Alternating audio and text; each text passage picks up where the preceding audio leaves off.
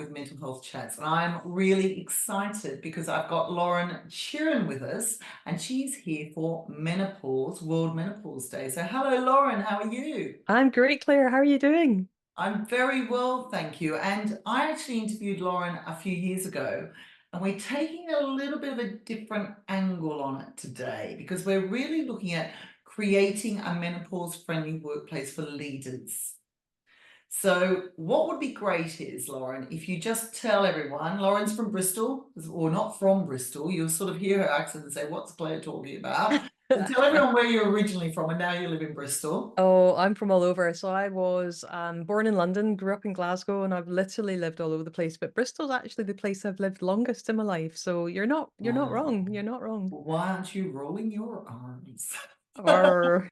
So tell us about your experience because you have got such an amazing experience to really help leaders Yeah. strategize to bring in more of a menopause-friendly workplace. So tell us. Yeah, I'm one of these people with a real portfolio background. So, I'm not going to give you War and Peace here, but I went to university to do double maths and computing and came out with a psychology degree. At 19, with my degree, I wanted to dive into clinical psychology, but I had to be 21. So I went off and I studied anatomy and physiology and personal training and sports therapy and nutrition and all of these kind of things that led me down the path of human performance.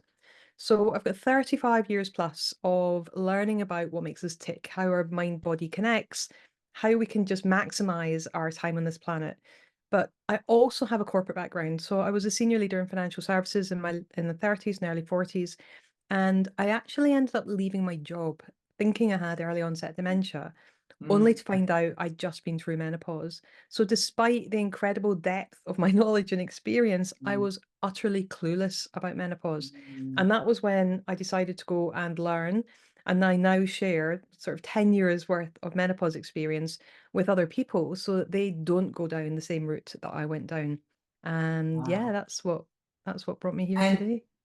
actually, I've just found out a bit about you. I didn't know about you starting that first degree. It's Yeah. amazing how we all get to a certain place. Mm, All of us have often gone in different paths, which is mhm. makes life more interesting and people Yeah. more interesting.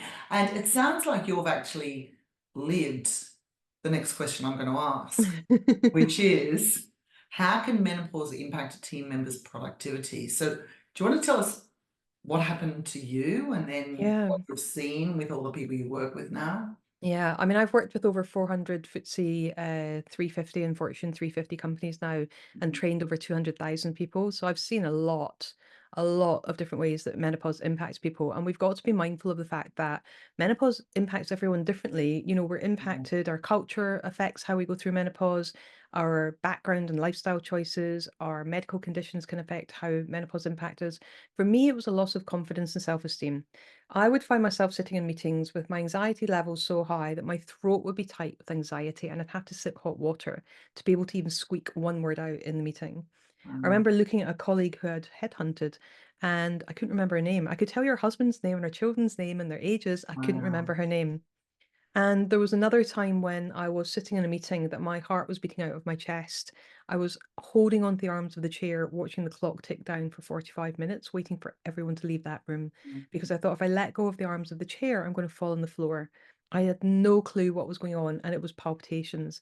I had never experienced anything like that before. So there was one final incident that happened where I was standing, I'm working in transformation in financial services. I'm standing waiting for a meeting with the finance director in an open plan office of 400 people. Skirt suit, high heels, hair, makeup, nails, the lot, all done, all immaculate. And the next thing I know, I'm lying on the floor with my legs up in the air, having been put in the recovery position because I'd passed out. You can Oh, just imagine. Lauren. Oh gosh. So that was the final straw when I kind of went, right, something's seriously not right here. And because there's a lot of memory issues and confidence issues and recall issues, that was when I decided that I would leave before I got found out or being seen as weak and Oh, vulnerable. yeah. Oh, bless you. And you've obviously met a lot of people in the workplace in similar situations. So is there anything else that can affect people's productivity? Anything else, any other Yeah, I symptoms? think the biggie is sleep, and it's something we don't talk about. We talk about, heavy periods, or we talk about flooding, we talk about urinary tract infections, we talk about leakage as well, urinary leakage. But Mm, the big thing is not having a good night's sleep. So if anyone listening to this just mm, pauses for a minute and thinks about how do you feel if you're not getting a good night's sleep and the impact that mm. that has on you, then you couple that sorry, if you couple that with, a hot flush. So you've Yeah. just gotten up, dragged yourself out of bed, you're maybe feeling Mm, achy and your joints are hurting you, like, in a way they've never done before. You've showered and got everyone else in the house ready to go to work, and then you have a massive hot flush. mm, And all of a sudden you have to decide, do I go and fix my makeup and my hair, change my top because now my clothes are sticking to me, or do I just get to work? And so yeah. you're kind of weighing up how you feel within yourself with being Mm, on time. And then there's the concentration issues, there's the recall issues, there's the kind of aches and pains, and a lot of people who have to travel and drive will lose confidence in driving as well. So wow. there's lots of different ways that people can be impacted when it comes to menopause, Mm, but they do vary, and we must make sure that people understand that everyone's journey through menopause mm. is unique to that individual. So you've said two words there that have really stood out for me, and one of them, well, they're two words together: lose confidence. Hmm. How people have lost confidence, and I speak to a lot of friends of mine, and they've said that yeah, that's the big thing for them. But the other thing is that you said was the impact, how it impacts them. Hmm. So some people may try to may leave like you've left, and we're all about staff turnover, trying to retain our teams. We don't want people to leave. You're being productive for all these years. It's just something that's going on in your life.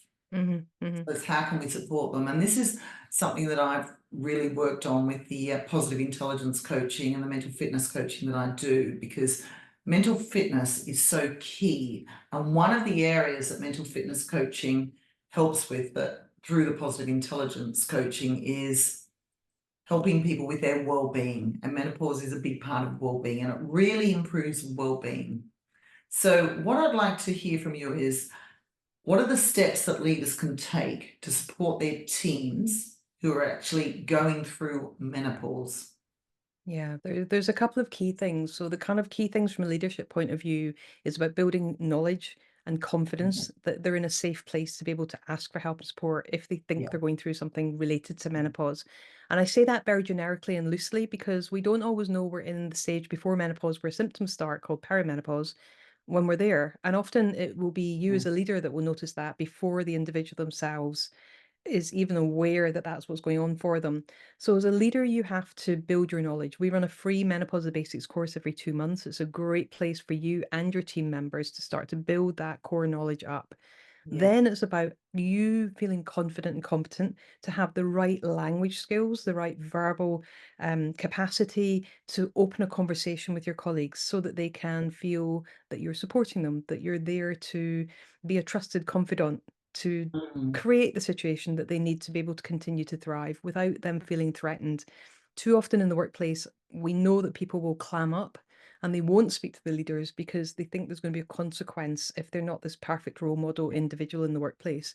So it's how do you interact with your colleagues? How do you make sure that they're confident to talk to you, that you've got the mm, right knowledge to be able to support them with menopause, and you know what's in your policies, you know what is in your employee assistance program and your private medical insurance as well. So you've got good signposting for them and what reasonable adjustments you can make. But from a more personal basis, we kind of work through knowledge, hydration, nutrition, movement, good morning and evening yeah. routines, good Yeah. nighttime routines, especially, and making sure that we build confidence in individuals to ask for and receive help and support because Yeah. women are notoriously bad at doing that.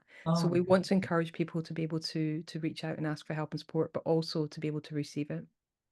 definitely. And that goes on to my next question is, it's all about creating that psychological safety. So women feel safe to talk Mm, about menopause, but also we want to create the psychological safety that so that women don't leave like you did, which is absolutely. huge because it costs over 2.5 times someone's salary to replace them.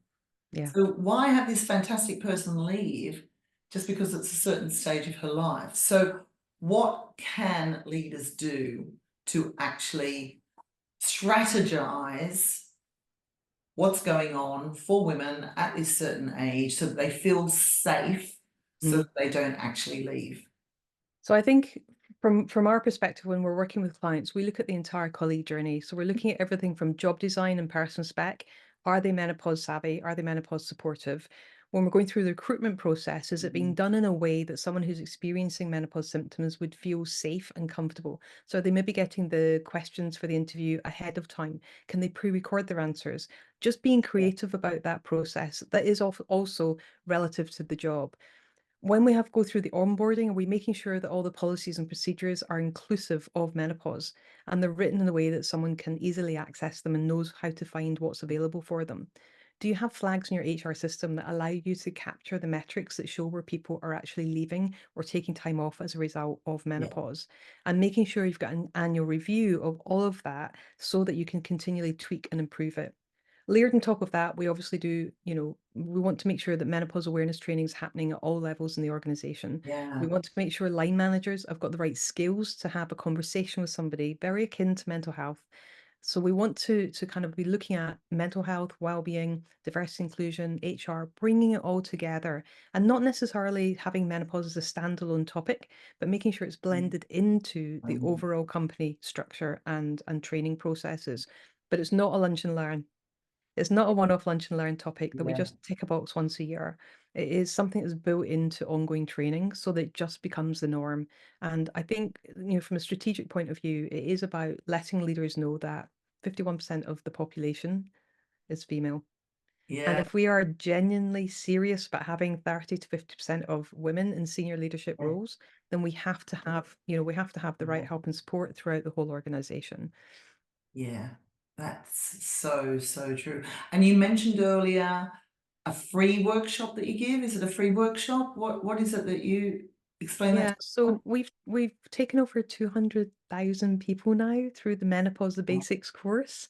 So it's Menopause Basics course, that's what it yeah, Menopause the Basics, and it's half an hour a day for 3 days. We run it live every was. 2 months. The next one, well, you can look at the website, but we Yeah, run it every 2 months live so that it's up to date, it's current, yeah, and it's giving you the latest information. And we refer brilliant, to, all continents so that it's as good yeah, information as you can brilliant. possibly have.